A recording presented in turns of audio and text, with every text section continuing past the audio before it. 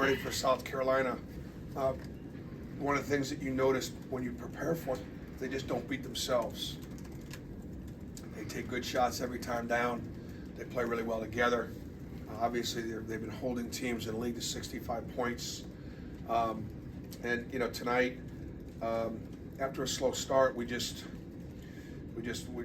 made shots and played with great freedom. I think the other thing too was important was we also disrupted them offensively.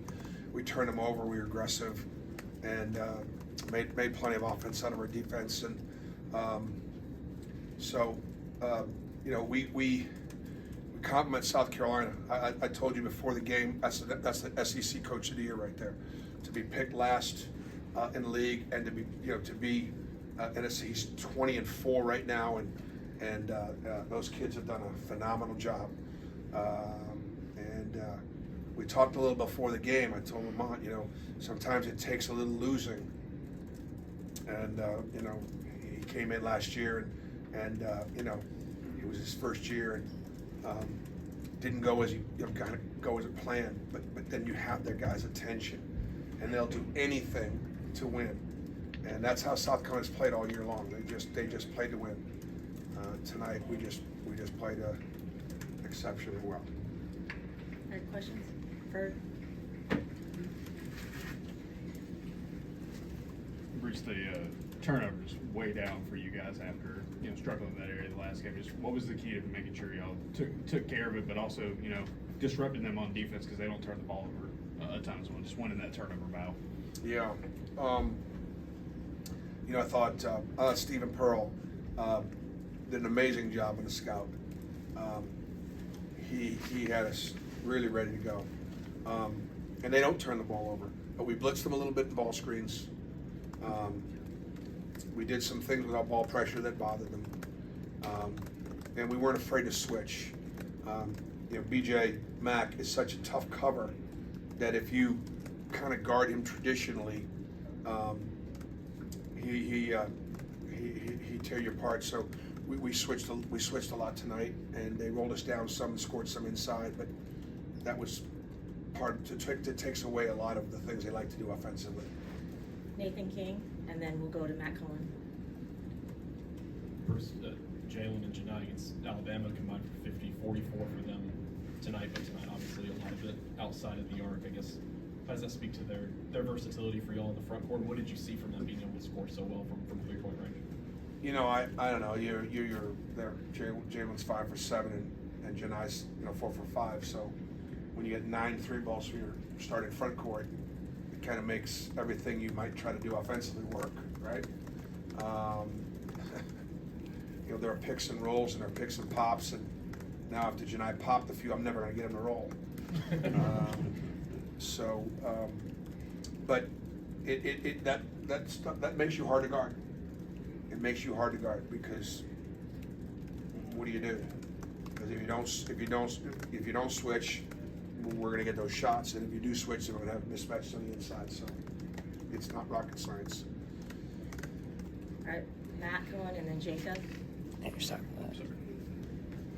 I guess, but following up on that, especially kind of when you look at playing a lot of 5-out offense, how have you seen? I mean, maybe you might not get 9 threes out of those guys every game, but how the ability to see Janai make more threes regularly kind of help the spacing of your offense, especially in those 5-out sets. Yeah, anytime you can put your bigs on the perimeter and have them have to be guarded, it just opens up the lane. And so it just opens up all the things that you're trying to run. I also think that, again, it doesn't get studied and talked about enough. Certain matchups are certain matchups. And so the way we guard or the things we do offensively worked really well against South Carolina tonight. And against, Florida and that matchup, the way they play, the way we played, it didn't match up very well, for us. So I'm glad that we were able to play for 40 minutes. I'm glad that we were able to turn them over.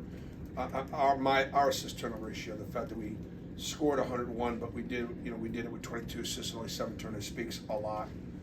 And I think that we demonstrated some versatility defensively. We've got our challenge.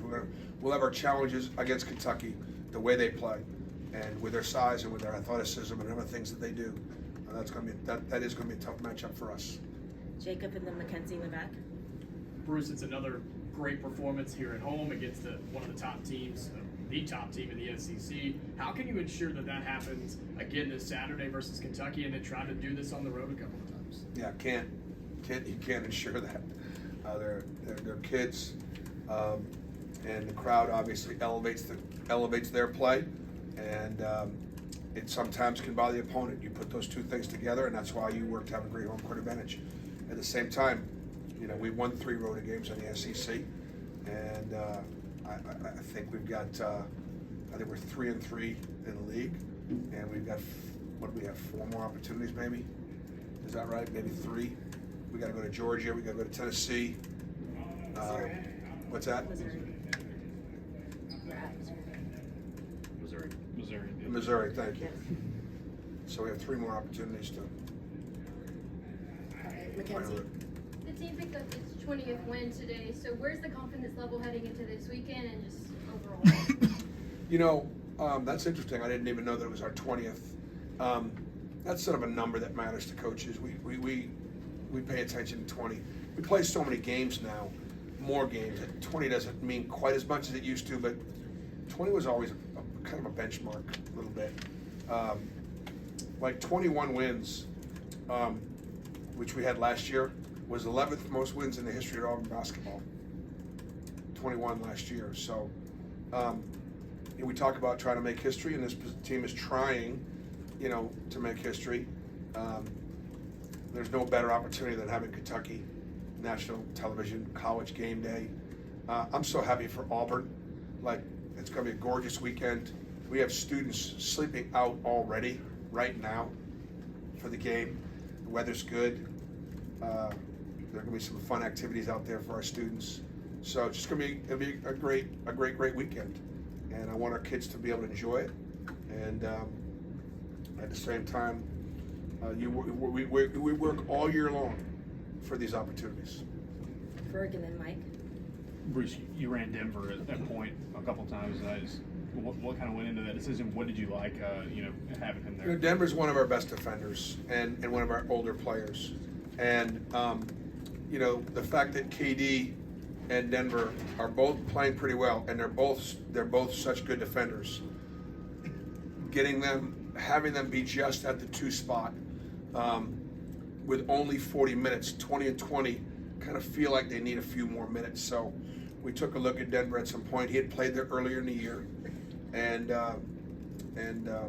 so it makes us just a little bit bigger and a little better defensively. Mike and then Henry in the back.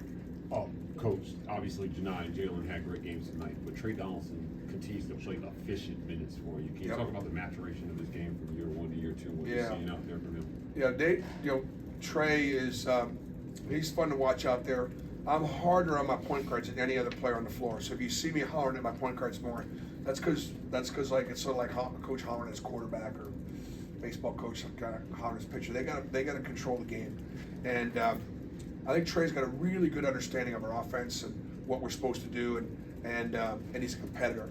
He's a physical defender, and he plays at a good tempo the way we like to play. He plays fast, he plays good, and he's not afraid to make plays. I think the other thing too, what you got to understand is you got to make plays defensively. Just can't sit back and be defensive, and let them run their stuff, and let them be comfortable, and you got to fly around a little bit, and that's why KD is effective without fouling. That's why Chad Baker, he's quiet tonight, but he still does so many things out there. But that's the thing about us having a good team. We had a couple of couple guys that were quieter tonight. That's fine. That's why our depth obviously matters. But we didn't have a turnover at the point guard position tonight from either Trey or Aiden, which was really positive. Last question, Matt. Is kind of on the point of Aiden there. I think this was his season low in minutes. Obviously, his scoring has not still been there, but like you mentioned, he doesn't turn the ball over. How has he produced maybe when he's not scoring, or I guess what kind of have you seen in him as he's been maybe struggling scoring the ball but helping elsewhere? It's you look out there, and every one of the guards in South Carolina are 4th and 5th year guys. And you know, KD's a fourth-year guy. Denver's a fourth-year guy. You know, it's Chad Baker's probably an eighth-year guy. I'm not sure exactly what his math is, but it's older, more experienced players have some advantages, and that's and I think that's part of it. So. I think so. Okay, thanks. Appreciate it.